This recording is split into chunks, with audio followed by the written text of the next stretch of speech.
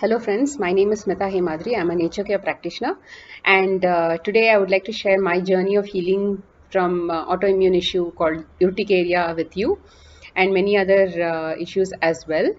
So as a child, I used to face a lot of respiratory issues like cold, cough, and these were not very life-threatening at that time. And I also grew up in a colony. Um, where medical facilities were free, and this also meant that we got everything free. So calcium and vitamin C supplements were like candy to us, and then we would really enjoy having many of those things. So it was a very nice childhood. I really enjoyed the off city childhood a lot. But then I kept popping a lot of medications. So even when I was in college, I remember that during my medical entrance exam, I had given a medical entrance exam, and then I had a lot of cough.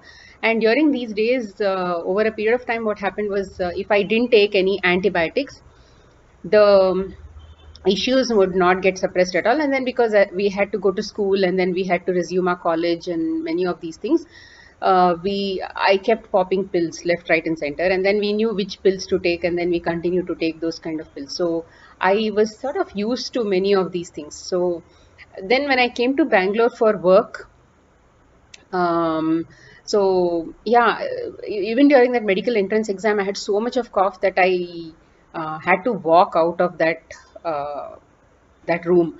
So it was that bad. And even then, I didn't take that seriously. So when I came to Bangalore for work, the triggers in Bangalore, too much of pollution, dust, and many of these things used to trigger it a lot. Dust issues, pollen issues, agarbatti smells. So you name it, those used to affect me, and then I used to catch a cold, and then that cold would not go without a course of antibiotic. It was actually getting to that point, and then over a period of time, I started.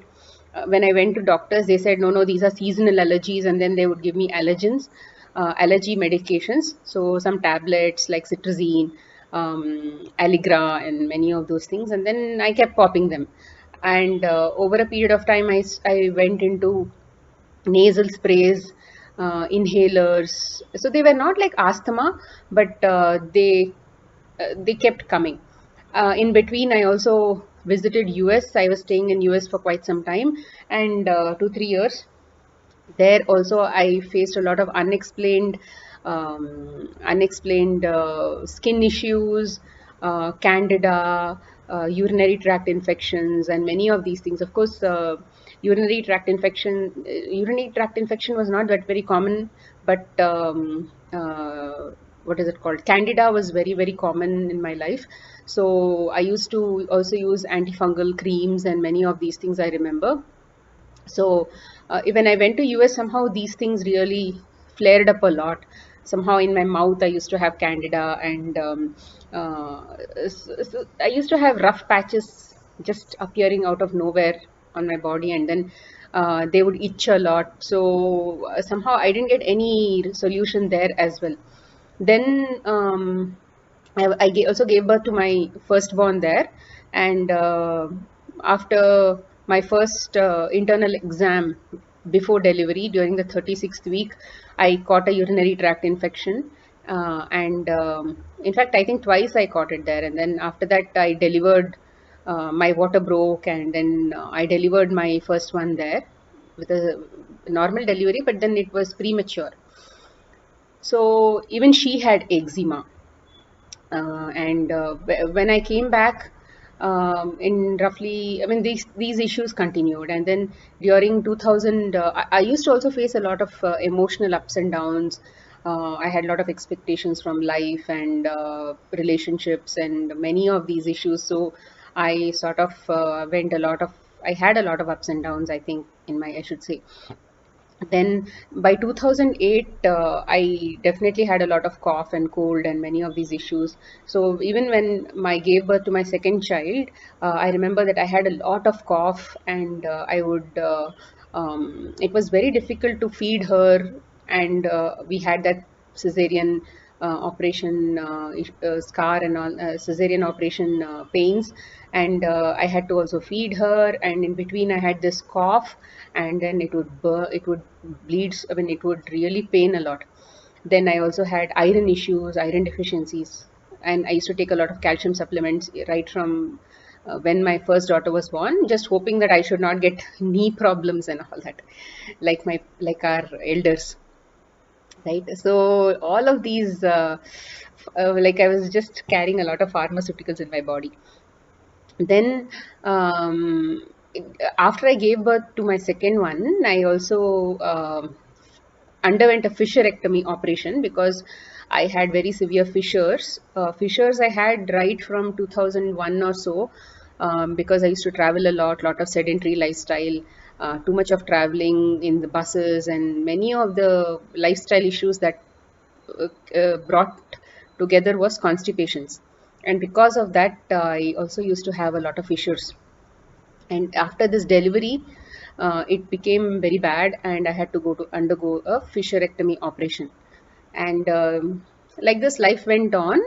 And in 2010, I mean, I kept doing whatever I was doing anyway. And then in 2010, I went to coffee day, and then I had some puffs. So it was like any other day, and then my husband and I shared the puff, and then he was supposed to travel, so he left. And then the next day, I had flares all over my body. I broke out with hives, and then it became a lot of very severe allergies in my body, and then my throat swelled up. Rather, I had a swollen throat, my tongue was swollen, my face was swollen, the entire body was swollen, along with rashes and hives and many of these things, and it was very severe. And of course, I drove and then got an antihistamine injection.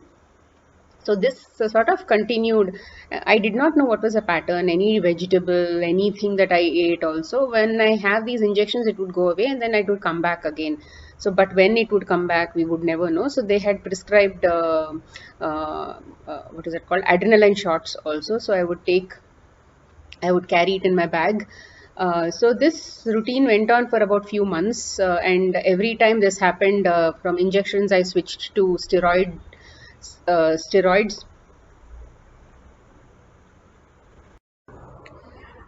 Um, so I really started hating steroids because it had a lot of side effects. And then over a period of time, so see, every time these flare-ups would happen, I would go into an asphyxiation mode.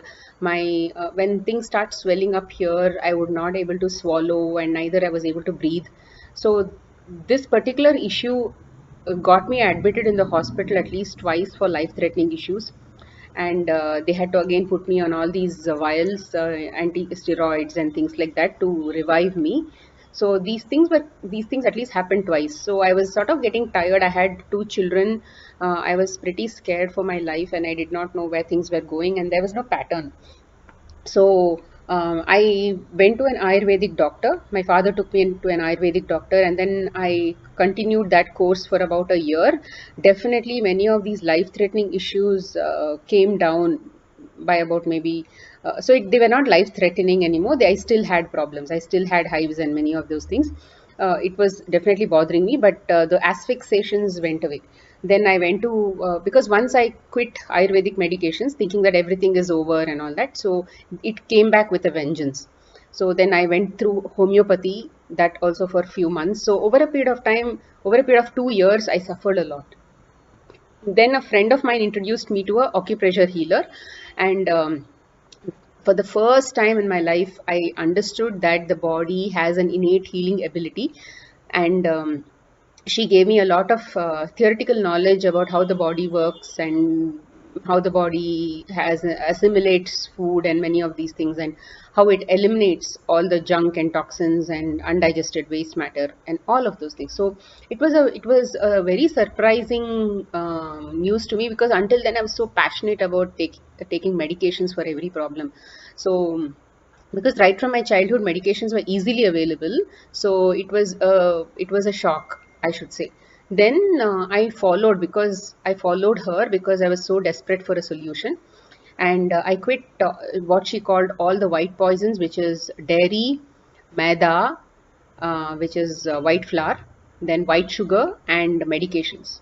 So I had to quit all of these things, and then she had told me that every time the body is throwing out something, and there is a problem in my, there is an elimination. You will have to go on a liquid diet, which is on vegetable broth. At that time, I was not too much aware of raw, so it was mostly vegetable broth. So I kept drinking and drinking and drinking whenever problems happened, whenever attacks happened. And over a period of 1 year, I completely detoxed all my dominant issues. So then subsequently, I saw that my daughter's eczema and many of these eczema, and then acid reflux, and many of these issues were also there. And then I helped them also detox. So by 2014, people started noticing about me, and then I started helping people and just giving that information about what I know. It was like a knowledge that I thought that nobody knew and people should be aware about it, and I started spreading this knowledge, whoever heard me. So people started coming to me, taking my advice, started following it, and then I would share my experience, and then they started following, and people started healing their own issues. So since 2014, I've been constantly on this journey of helping people with whatever experience I am aware of, and I would share my knowledge. So this has been happening for quite some time now. Then in 2017, I went through a course of nature cure from Kalyan Sarkar on WhatsApp. I think it was a week to 10-day course.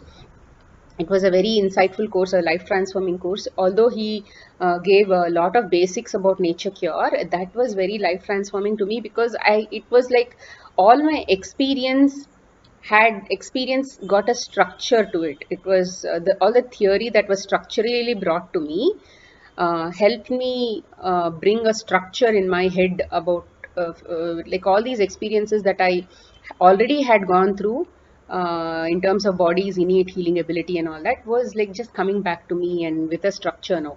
So it was a beautiful thing, and then I think that is the only course that I've taken so far, and it is still definitely a big foundation for me. And then my own experience is still teaching me a lot more things, and of course people have brought in so much of rich experience to me by trusting me, by having faith in this nature cure, and this itself has taught me a lot of lessons, right?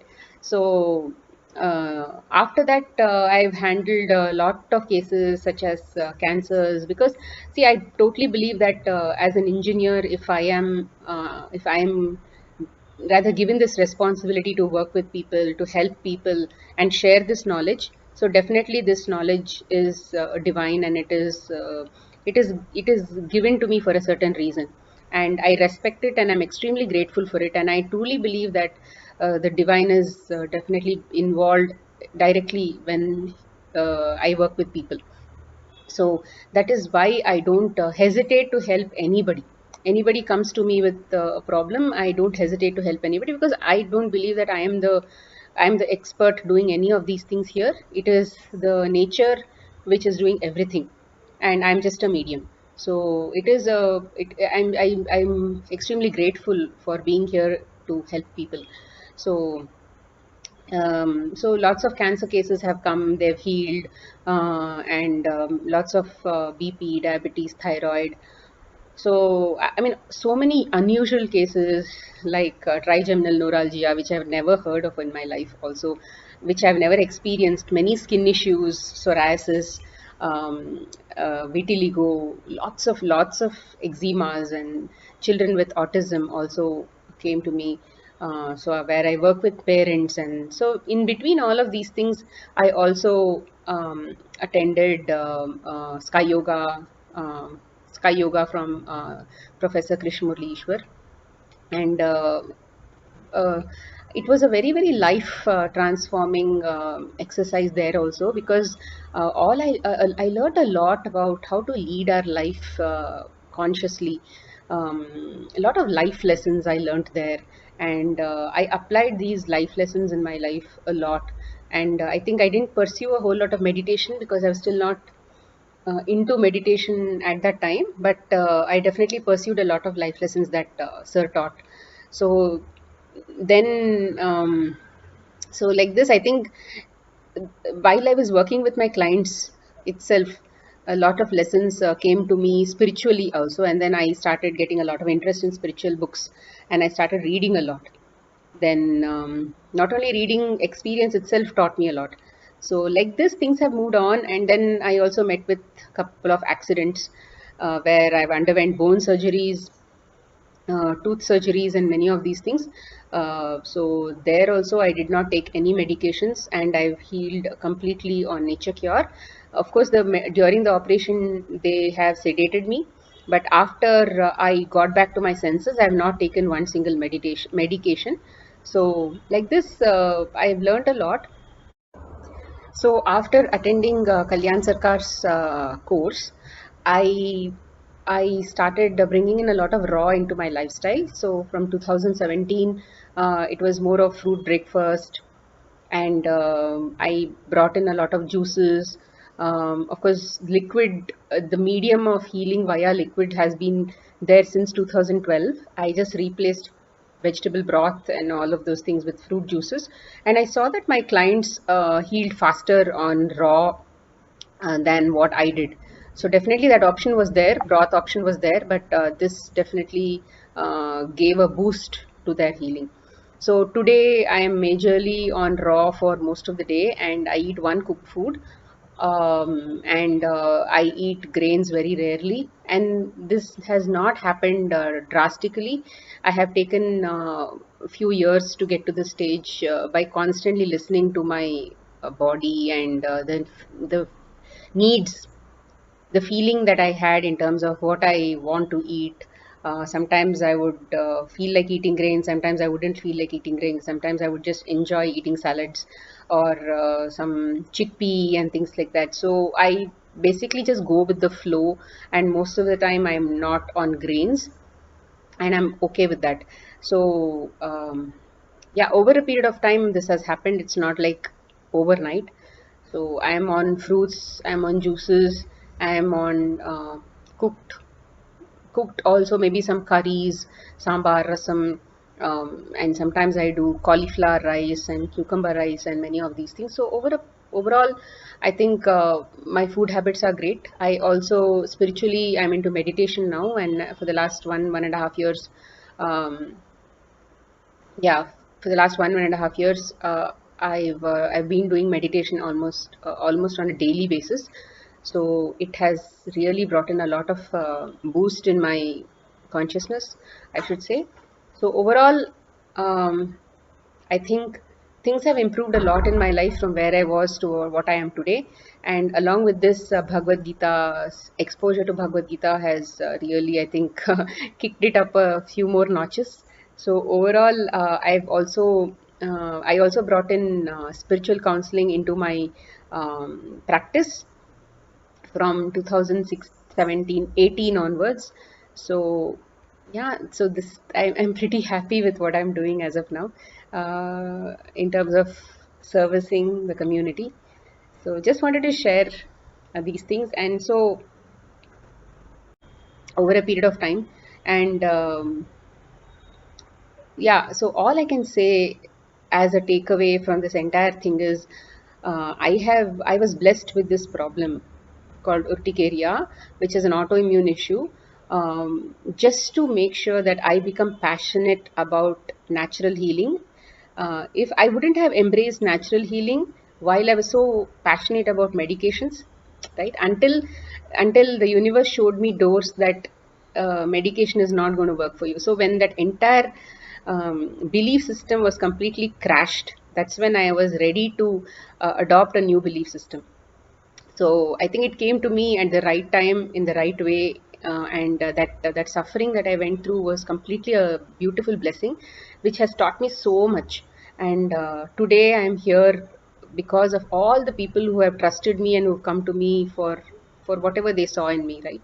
So, and I would continue, and I realized that this is my life purpose, and I quit my IT job and my successful vegan baking profession also for this particular educator's role that I'm playing in the community.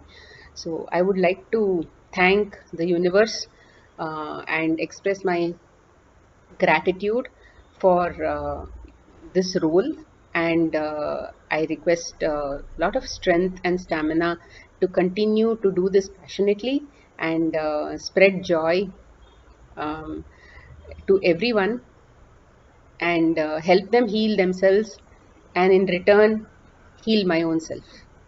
Thank you so much. Be blessed.